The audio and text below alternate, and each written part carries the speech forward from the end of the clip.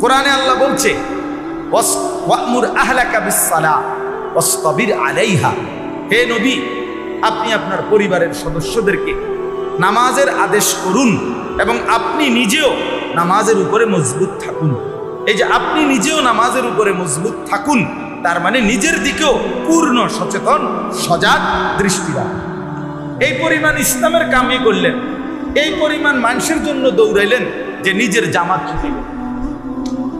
ব্যস্ততার কারণে আপনি কি পারলেন না, না আপনার এত ব্যস্ততার বালান, এত বালাও বালান।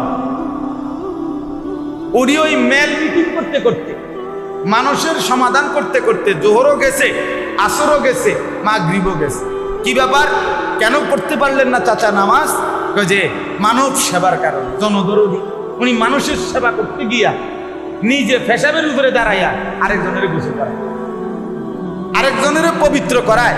কিসের উপরে দাঁড়াইয়া? নিজে দাঁড়ায় রয়েছে কিসের উপরে? পেশাবের উপরে।